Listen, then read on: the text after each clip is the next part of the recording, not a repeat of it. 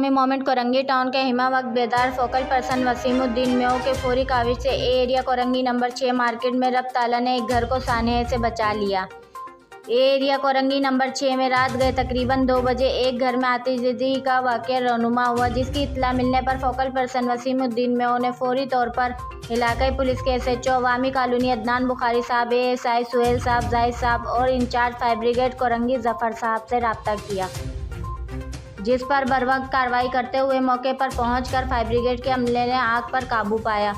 और घर में मौजूद खवातीन और बच्चों को बाहिफाजत घर से निकाला और दौरान इलाका मकीन इमदादी कार्रवाई करते हुए मामूली जख्मी भी हुए,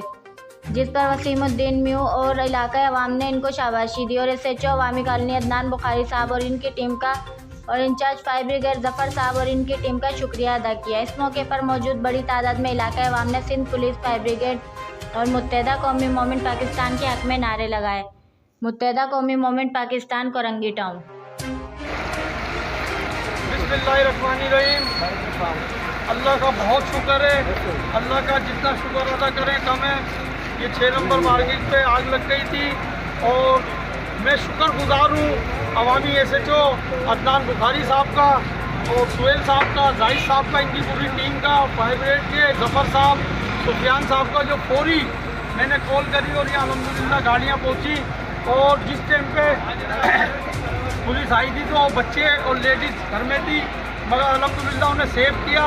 और ये गुलफाम भाई हैं हमारे, ये इधर ही गली में रहते हैं, इन्होंने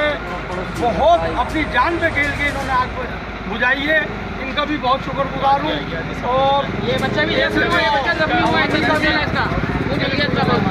बच्चे का मास ये भी हमारा बच्चा है, देखें इसके भी ये हल्की सी चोट आई है, मगर इन दोनों ने अपनी जान पे खेला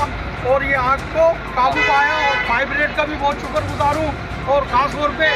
SHO अवामी अदनान बुखारी साहब का, सुहेल साहब का, जाहिद साहब का, इनकी पूरी टीम का अल्लाह का बड़ा शुक्र है। अभी हम खुद देख के आए और आग पे काबू पा लिया गया है।